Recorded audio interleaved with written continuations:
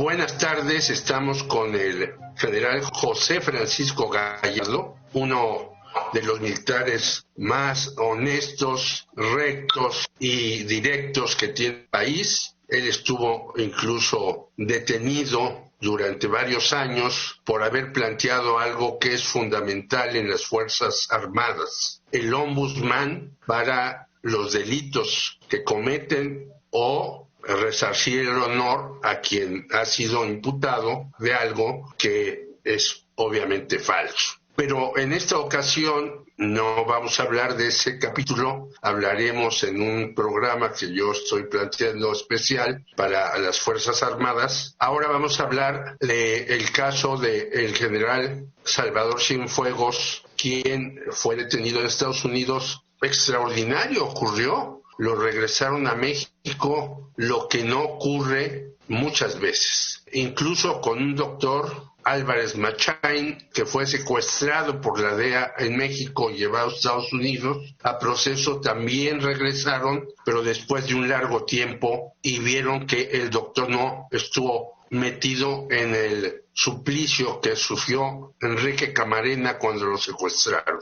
Pero el caso de este general, que fue secretario de la Defensa, es muy importante y muy interesante que nos dé la reflexión el general Gallardo de por qué se da esta detención y por qué se da este regreso. Y luego hemos visto que la DEA ya dice que da 20 millones a quien ubique a Rafael Caro Quintero, pero además dice que ya busca por lavado de dinero a dos pillos, esto sí, Kamel Nasif, un señor que tenía a los presos en mezclilla para que la vendiera, por un lado, y por el otro lado al ex gober precioso Mario Marín. Entonces la DEA se reactivó después de lo del general Cienfuegos porque se dice agraviada. Empecemos con lo del general Cienfuegos, si le parece bien, general Gallardo. Mira, el asunto, como tú mencionas en tu programa, es un asunto inédito. ¿Por qué es inédito? Bueno, porque es la primera ocasión que se ha tenido un alto mando militar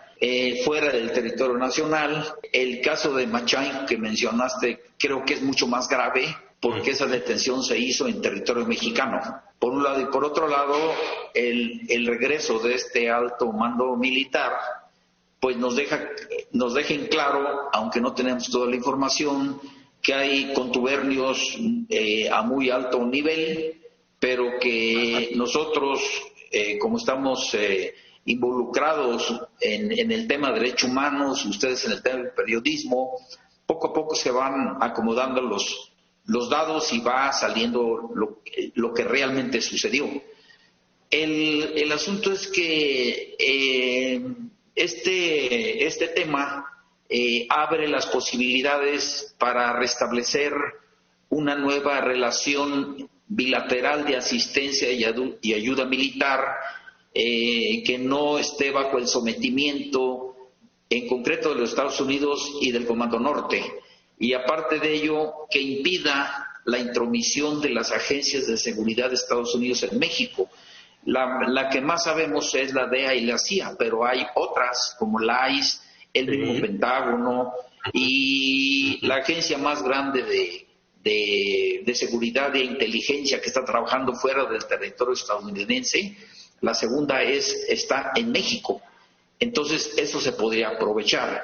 Por otro lado, en el orden interno, pues es lamentable que se declare que no se tenía conocimiento por parte de las autoridades mexicanas, por los servicios de inteligencia civiles en México y menos por los servicios de inteligencia militares. Esto deja claro que estas instituciones no están funcionando y son una simulación, pero aparte de ello son unas promotores de violaciones a los derechos humanos a muy altos costos en el asunto presupuestario, que ahorita desde 2007, cuando se firmó la iniciativa Mérida, ya ha subido cerca del 900%. Y aparte de ello, bueno, pues no hay resultados. Lo que sí hay es más violencia y más narcotráfico. Hace poco entrevistamos a una persona en Guanajuato y nos platicó que ahí la lucha es entre los el todavía cártel de Jalisco Santa Rosa de Lima y el Nueva Generación, pero nos decía, pero hay como 5 o 6 cárteles más. Quiere decir que ya se ha perdido totalmente el control, no solamente en Guanajuato, que es un estado comandado por el PAN desde hace muchos años, sino en el país en cuanto a ubicar, detener o incluso precisar cuántos carteles tenemos del narcotráfico. Aquí tocas una cosa bien importante. El tema del crimen organizado tiene muchas aristas. Una de ellas es el narcotráfico, pero en el caso concreto de Guanajuato y toda esta línea, sí, que se da con el asunto del combustible y las rutas de abastecimiento que se van hasta el Golfo de México a las instalaciones de Pemex que están allá. Toda esa ruta hay un cartel como el que acabas de mencionar que se dedica al robo de combustible y bueno, este asunto no se había parado hasta que hizo crisis, por un lado, y por otro lado quiero decirle al auditorio que todas las instalaciones que tienen que ver con energía, electricidad, el agua, las presas, etcétera, son instalaciones estratégicas que tiene bajo su control el ejército. Aquí la pregunta es la siguiente: ¿por qué hay huachicol si el ejército tiene la custodia interna de Pemex? Y aparte de ello, pues hay un despliegue muy importante de fuerzas del Ejército Permanente y ahora de la Guardia Nacional, y el asunto es que sigue existiendo estos robos, ¿no? Eso nos lleva a hacernos una pregunta y a concluir que hay contubernios de muy alto nivel en donde están involucrados todas las autoridades, pero a mí me llama más la atención el huachicol que hacen a través de barcos de miles de millones de barriles de petróleo y de combustible, y ahí los encargados pues es la Secretaría de Marina, y nunca hemos sabido de eso. Yo sé de eso porque bueno, estamos en contacto con toda esta gente, ¿no?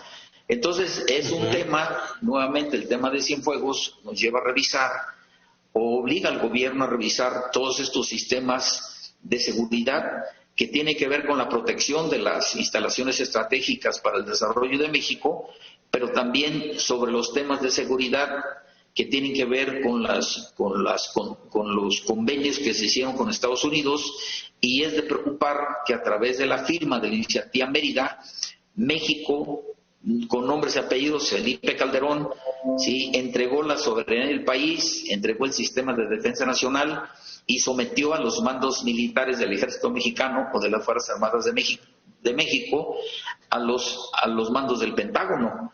Entonces aquí estamos en presencia de una situación muy grave que se tiene que revisar, y que yo lo dudo que se revise porque ya sabemos, ¿no?, que la actual administración pues es sesuda, berrinchuda, no le hace caso a nadie. Si hay una ley o un documento, incluso la misma Constitución estorba para hacer lo que ellos quieren, pues la modifican, ¿no? Es el caso de la creación de la Guardia Nacional, en donde anula la benemérita Guardia Nacional y crean este cuerpo que ahora en el discurso del secretario de la Defensa el día 20 queda claro que la Guardia Nacional son militares, porque él la maneja como una fuerza militar del Estado. Entonces, pues es un tema bien complicado, pero deberíamos, ¿no?, nosotros intuir primero esto y segundo impulsar a través de estas participaciones como la de hoy, que el gobierno en serio tome este tema. Así es, José Francisco Gallardo. Yo recuerdo ahora que este señor León Trawitz, que tenía miles de millones de pesos para supuestamente defender y custodiar las instalaciones de Pemex, anda de huida. Y pues por supuesto, pero ya decíamos al principio que hay otros más. Parecemos que es el país en donde la gente se va, está reclamada por la justicia, se va y nadie la encuentra. ¿Qué opina usted de esto, general? Bueno, mira, aquí lo que vemos es que, como te decía, hay contubernios, pero yo le mando un mensaje al general Traguis que se regrese a México porque aquí va a estar más tranquilo, se va a unir a Cienfuegos y a Lozoya y a los demás, ¿no? Con la política de no agresión y de no agredir a nadie según la visión de la actual administración, pues todos estos criminales, ¿no? Pues están tranquilos, por un lado, pero aquí la pregunta es la siguiente: ¿qué entiende la actual administración por Estado de Derecho? ¿Qué entienden por justicia? ¿Qué entienden por impunidad? Todos esos criterios pues no se saben, pero yo te quiero hacer un comentario. Hay estudiosos de la ciencia política y jurídica que dicen que el ejercicio indebido del servicio público es una violación permanente a los derechos humanos y una violación permanente al Estado de Derecho y a la justicia. Entonces, lo que estamos viendo hoy es que ha habido un ejercicio indebido del ejercicio público.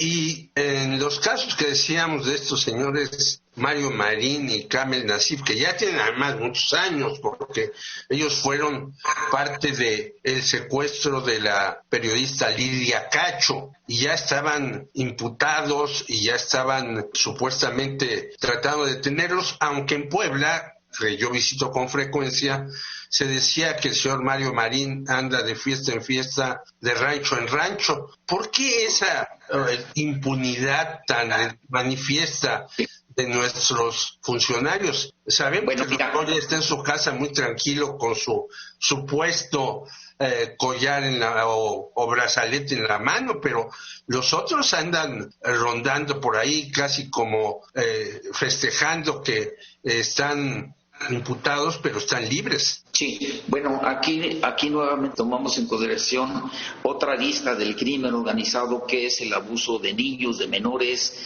la trata de personas, tráfico de mujeres, el asunto de la migración, etcétera, etcétera. Bueno, este caso yo lo conozco perfectamente bien porque pues quienes nos dedicamos a ver el tema de violaciones de derechos humanos estamos muy conscientes de eso. Incluso yo creo que se debe hacer justicia y aparte de ello, cuando me refiero a justicia, debe haber un resarcimiento del daño moral y patrimonial a las víctimas, por un lado, y por otro lado, la sanción a los responsables que acabas de mencionar. Y la otra es, que yo también lo veo bien complicado, es la no repetición de los actos.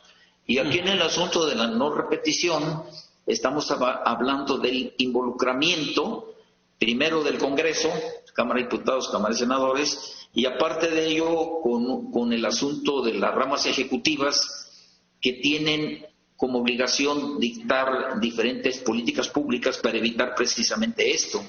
Eso que yo te estoy mencionando, o que yo menciono ahora, tiene que ver con las políticas de justicia transicional que Andrés Manuel mencionó al inicio de su administración. Pero si se establecen estas políticas de justicia transicional, lógico se va a enfrentar a los poderes de facto y lógico va a crear un conflicto. ¿Por qué? Porque la gente pues los va a repudiar y va a hacer todo lo posible porque no se investigue y por mantenerse en la impunidad, que es lo que estamos viendo ahora.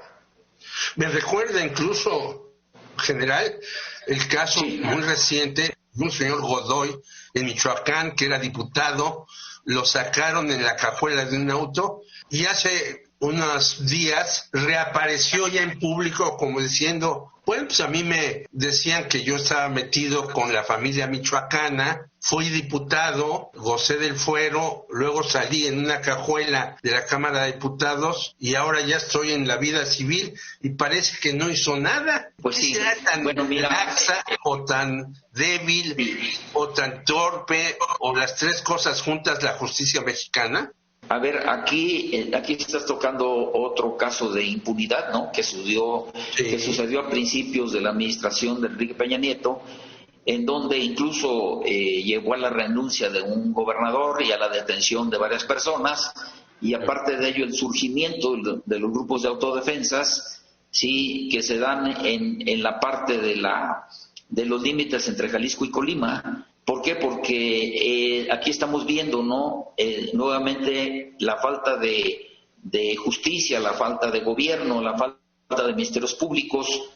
Entonces aquí el pueblo pues no va a esperar a que hagan justicia, por ello el surgimiento de los grupos de autodefensas. Para atención del público hay dos investigaciones, dos resoluciones o recomendaciones, mejor dicho, que hizo la Comisión Nacional de Derechos Humanos en el tema de los grupos de autodefensas de Michoacán y las policías comunitarias de Guerrero.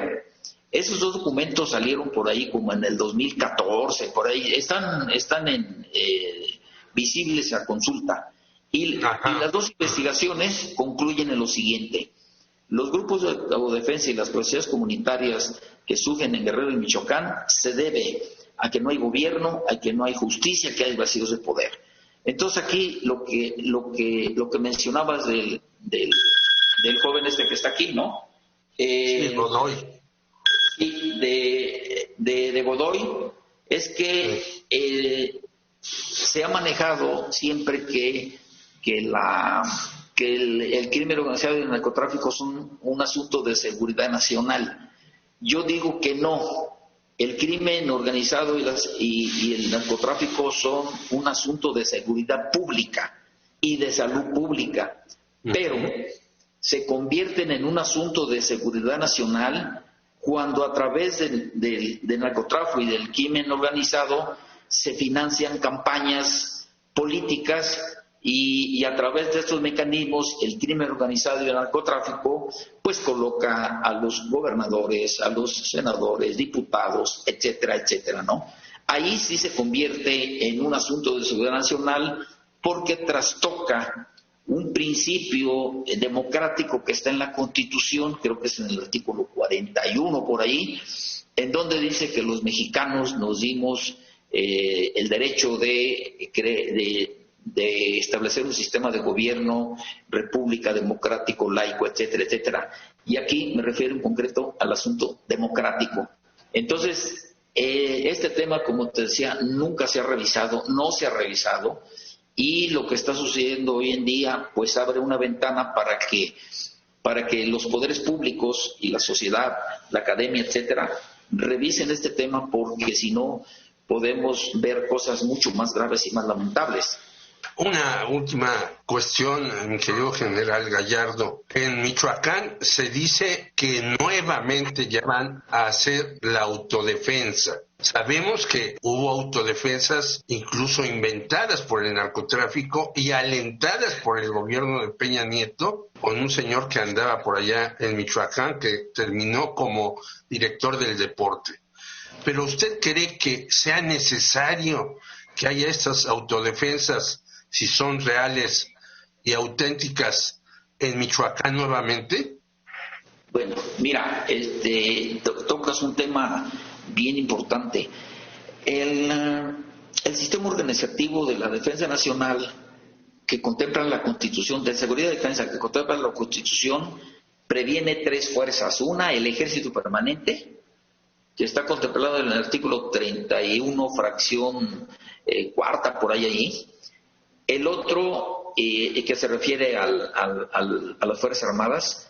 El otro es la policía, que está contemplado en el artículo 21 de la Constitución, y que casi a 200 años todavía no podemos tener una policía como lo dice la Constitución.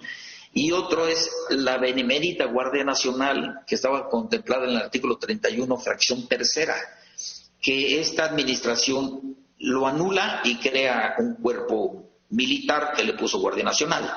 Bueno, estas tres fuerzas tienen que estar perfectamente bien coordinadas y organizadas desde el Congreso.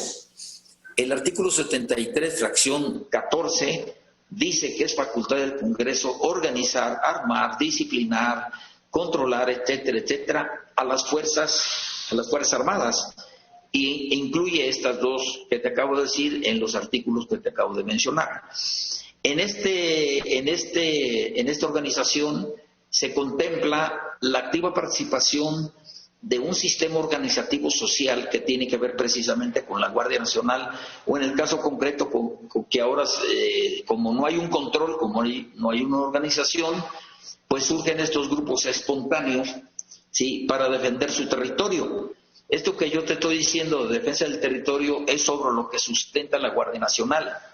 La Guardia Nacional, es decir, el pueblo en armas que no lo quiere aceptar el gobierno, fueron los que hicieron la independencia, fueron los que expulsaron las invasiones de Francia y de Estados Unidos en el siglo XIX, son los que derrocaron una dictadura que duró 30 y tantos años, y esa Guardia Nacional que ganaron la revolución a través de la declaratoria que hizo Carranza en 1913, después del golpe de Estado donde asesinan a Madero, fue la que se formó el ejército mexicano.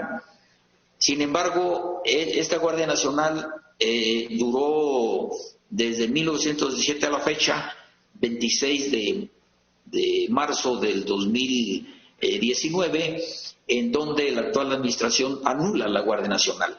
Entonces, esta anulación de la Guardia Nacional desarticula el sistema de defensa y seguridad del Estado y aparta del asunto de seguridad y defensa al pueblo.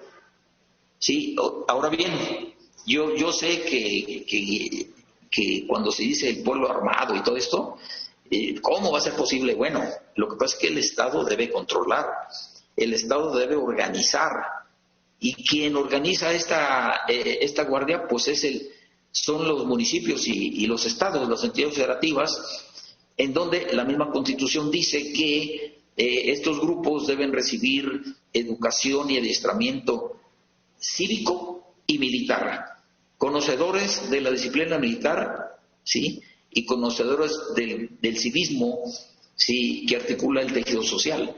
Esto no se ha tomado en consideración, ni siquiera se ha puesto en la mesa de discusión. Mínimo que se discuta para que el gobierno sepa que ahí están esas fuerzas. Mira, te pongo un ejemplo. En 1933, cuando el territorio mexicano no tenía la cobertura total de habitantes a nivel nacional, para cuidar los ejidos, el general Cárdenas creó las defensas rurales. Las defensas rurales todavía existen, todavía existen, pero estas defensas rurales están dentro del fuero de guerra. Son civiles armados que están a disposición de los comandantes de zona para cuidar su territorio y sus ejidos.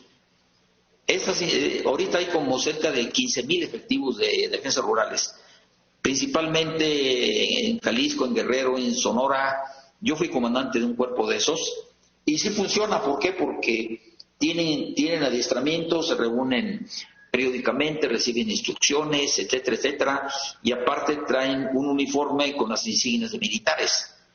Estos cuerpos mantienen la seguridad, y aparte de ello se conforman como un sistema de inteligencia para pasar información a la autoridad militar. La Guardia Nacional no funcionaría así. ¿Por qué? Porque la Guardia Nacional dependería directamente de la autoridad civil, no de la autoridad militar. O sea, es un tema. Yo eso yo lo manejo en mi tesis que hice hace 27 años, en donde toco todos esos temas, incluso una reforma profunda al ejército, que ahora se pone nuevamente en discusión con el caso Cienfuegos. Pues ahora entendemos por qué cuando planteó usted eso, en lugar de recibirlo con aplausos y decir, vamos a discutir eso, procedieron al revés. Es decir, usted estaba haciendo, como dijera Marx, una idea subversiva. Hay muchas cosas más de las que hablar, mi querido general José Francisco Gallardo, pero lo haremos en otra ocasión. Le agradecemos mucho esta entrevista para En Tiempos de COVID a Radio Educación, y muchas gracias. Pues muchas gracias, un saludo al auditorio, y ese foro pues yo sé que está abierto, no únicamente en este programa, sino en otros anteriores donde yo he participado. Muchas gracias. Gracias a usted, hasta luego, buenas noches. Sí, gracias.